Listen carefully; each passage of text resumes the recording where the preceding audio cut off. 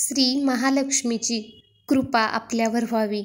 पैसा, सुख, शांती, समाधान, ऐश्वर्य घरात नांदावं. तिने आपल्या घरात सतत वास करावा म्हणून श्री महालक्ष्मी व्रत करतात. हे व्रत केल्याने मनातल्या सर्व इच्छा पूर्ण होतात. श्री महालक्ष्मी देवीची अनेक नावे आहेत, अनेक रूपे आहेत. पार्वती, सिंधुकन्या, महालक्ष्मी, लक्ष्मी, राजलक्ष्मी, गृहलक्ष्मी, सावित्री, राधिका, रासेश्वरी, चंद्रा, गिरिजा, पद्मा, मालती, सुशीला अशा विविध नावांनी श्री महालक्ष्मी देवी ओळखली जाते. अशा या सर्वाभूती असलेल्या श्री महालक्ष्मीची ध्यानी घ्यावी अशी ही कहाणी. जर कोणाला वाचता येत नसेल तर ही कहाणी तुम्ही श्रवण करावी. द्वापारयुगातील आपल्या भारतातील सौराष्ट्र देशात घडलेली ही कहाणी. श्री गणेशाय नमः. श्री लक्ष्मी देव्ये नमः. ओम श्री क्लूम. ओम धन धनम देहि माम.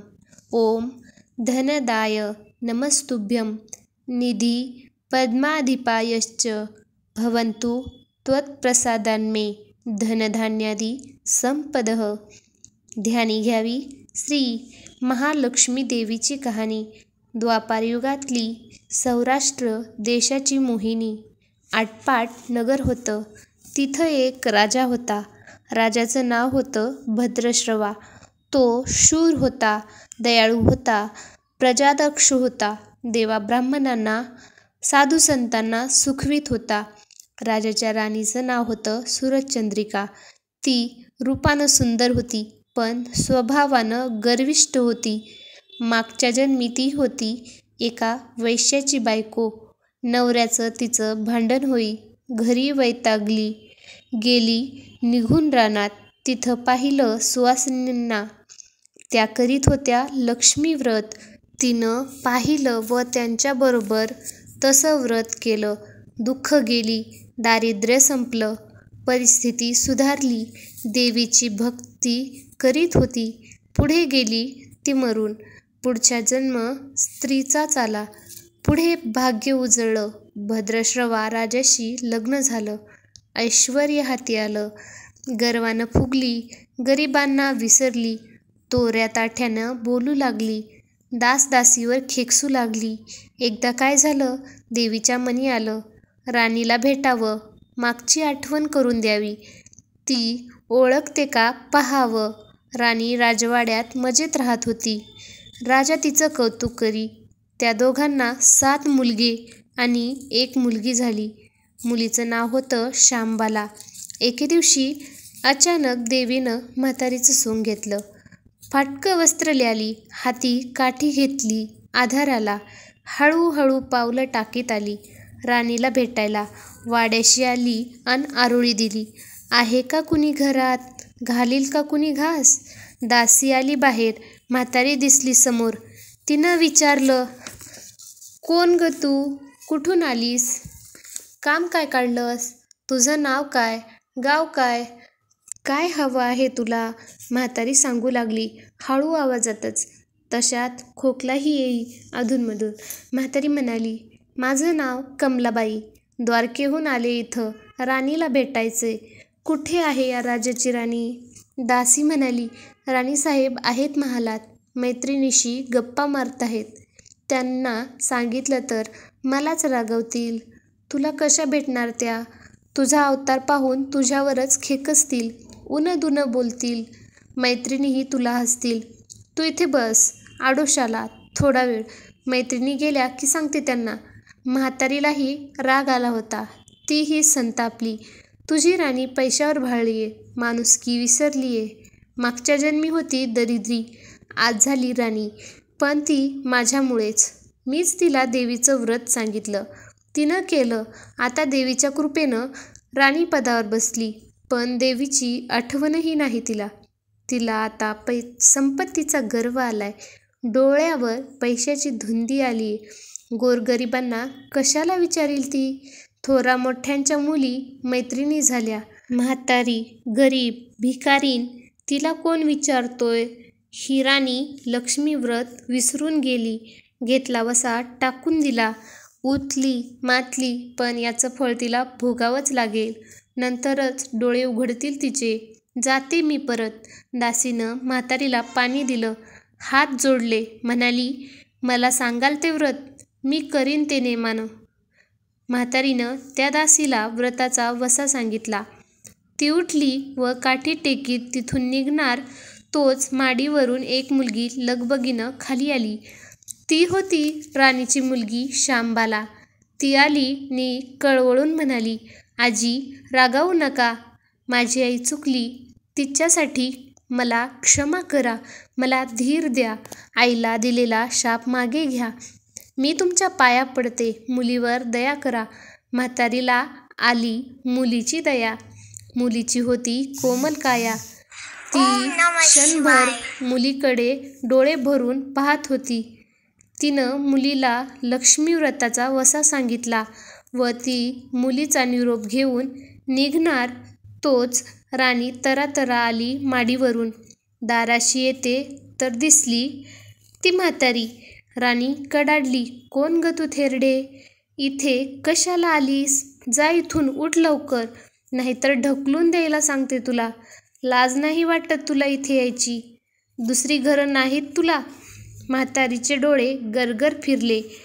कपाळावर आठ्या उमटल्या नि तडक ती निघून गेली परत. पुढे दासीनं लक्ष्मी व्रत केलं. तिची स्थिती उत्तम सुधारली. ती गेली दासीपण सोडून व पुढे सुखानं संसारही सुरू होता तिचा. पुढे मार्गशीर्ष महिना आला. पहिल्याच गुरुवारी शांबालेनं लक्ष्मी व्रत केलं. सगळे नेमधर्म पाळून 4 गुरुवार तिनं ते व्रत केलं. शेवटच्या गुरुवारी थाटानं उद्यापन केलं. सिद्धेश्वर राजाच्या मालाधर नावाच्या राजपुत्राशी तिचा विवाह झाला.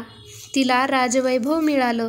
लक्ष्मी व्रताच्या प्रभावानं तिचा संसार सुखासमाधानानं चालू लागला. पण भद्रश्रवा व सुरचंद्रिका राणी यांना हळूहळू वाईट दिवस दिसायला लागले. शत्रूनं भद्रश्रवाचं राज्य लुबाडलं. सुरचंद्रिका राणी होती. तिची स्थिती बदलली. भद्रश्रवाला फार वाईट वाटे. राणीला रडू कोसळलं. पण करणार काय? एक एक दिवस चिंतेने उगवत होता तसाच मावळत होता. रानावनात हिंडून कष्टाचे दिवस ती काढीत होती. भद्रश्रवाला वाटलं मुलीकडे जावं, तिला पाहावं. तो एकदाच तिच्या घरी निघाला. चालून चालून दमला होता. नदी तीरावर विसाव्यासाठी थांबला. राणीची दासी नदीवर येत होती. तिनं भद्रश्रवाला पाहिलं, ओळखलं. परत लगबगीनं घरी गेली. राजाला बातमी सांगितली. मालाधरानं माणसं पाठवली. रथ पाठवला. श्वशुरांना घरी आणलं व मानसन्मान केला. नवीन वस्त्र दिली व गळ्यात हार घातला. शांबाला वडिलाची नीट व्यवस्था ठेवत होती. राजाचे दिवस मजेत जात होते. आता परत जायचा विचार त्याच्या मनानं घेतला. जावयाला तसं सुचवलं. भद्रश्रवा मुलीचा व जावयाचा निरोप घेऊन निघाला. जावयानं नोकराजवळ एक हंडा दिला. मोहरानी भरला होता तो. नोकराच्या सोबतीनं राजा पुन्हा घराकडे परतला. चंद्रिकेला भेटला. हंडा पाहून ती खुलली. हंड्यावरचं झाकण काढलं. आत पाहते तो काय? आत दिसले कोळसे. सुरचंद्रिकेने कपाळावर हात मारून घेतला. नवऱ्याला सांगितलं. तोही चकित झाला ते ऐकून. दुःखाचे दिवस संपत नव्हते. दारिद्र्याचे भोग सुटत नव्हते. चिंतेचे ढग सभोवर दिसत होते. काळजीचा वणवा भडकत होता. सुरचंद्रिकेला एक एक दिवस अडचणीचा वाटत होता. तिच्याही मनानं घेतलं एकदा मुलीला भेटावं, डोळे भरून पाहून यावं. आपल्या नशिबाचे भोग आपणच सोसायला हवेत. दुसरं करणार काय? एका गुरुवारीच ती घरून निघाली. मुलीच्या गावच्या नदीतीरी बसली. अगदी दमून गेली होती ती. त्यावेळीच एक दासी नदीवर आली होती. तिनं राणीच्या आईला ओळखलं. ती महाली गेली. राणीला बातमी दिली. तुमची आई नदीवर बसलीये. खूप दमलेली दिसली. तिला आणायला पाठवा कुणीतरी. शांबालेनं रथ बोलावला. आईला घेऊन यायला सांगितलं. आई रथात बसून घरी आली. शांबालेनं पाहिलं. आईला तिनं प्रेमानं मिठी मारली.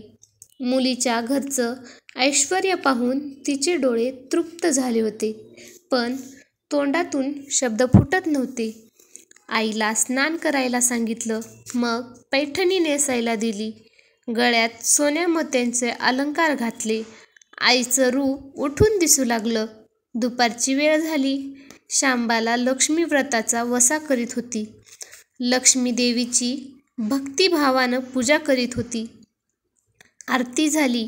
धूप दीपांचा वास दरवळत होता. शांबालेचा उपास होता. तो ती कडकडीत करी.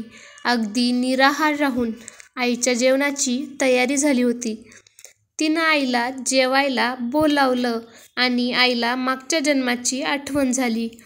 ती लक्ष्मी व्रताचा वसा करीत होती. लक्ष्मी देवीच्या कृपेनंच ती राणी झाली होती. ती म्हणाली, श्यामा, मी पण जेवत नाही. मीही तुझ्याबरोबर उपासच करीन. श्यामा ठीक आहे म्हणाली. मार्गशीर्ष महिनाच होता तो. 4ही गुरुवार मुलीनं केलेलं व्रत तिच्या आईने पाहिलं होतं. भक्तिभावानं नमस्कार करीत होती, उपास करीत होती, सर्व दुःख दूर व्हावेत म्हणून प्रार्थना करीत होती. महिना संपला व घरी जायचा विचार ठरला. तिला पोहोचवायला शांबाला बरोबर गेली होती. 4 दिवस राहून शांबाला परत आली. मालाधरानं पूर्वी पाठवलेला हंडा तिनं घेतला. त्यात मीठ भरलं व तो नोकराजवळ देऊन ती पुन्हा आपल्या राजवाड्यात आली.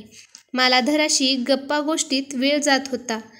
त्यानं सहजच विचारलं, माहेराहून काय आणलंस? शांबालेनं बरोबर आणलेल्या हंड्याकडे बोट दाखवलं. मालाधराने झाकण काढलं. आत काय दिसलं त्याला? मिठाचे खडे. अगं भेडे, हे मिठाचे खडे कशाला? इथे काय मीठ मिळत नाही? हो मिळतं ना, पण हे मीठ माझ्या वडिलांच्या राज्यातलं आहे. वडिलांचं राज्य सौराष्ट्रात होतं. तिथल्या शेजारच्या समुद्राचं आहे हे मीठ. समुद्रतीरावर दूरवर माझ्या वडिलांचं राज्य पसरलं आहे. पण आज शांबालेच्या सांगण्यातील गोम राजांनी हेरली होती. पण तो विचारचक्रात गुंतला होता. शांबाला सांगत होती, हे मीठ जीवनाचं अमृत आहे. मिठानंच अन्नाला रुची येते. मीठ नसेल तर सारे पदार्थ आणि बेचव. जो माणूस जिथं मीठ खातो तो धन्याशी नेहमीच इमानी राहतो.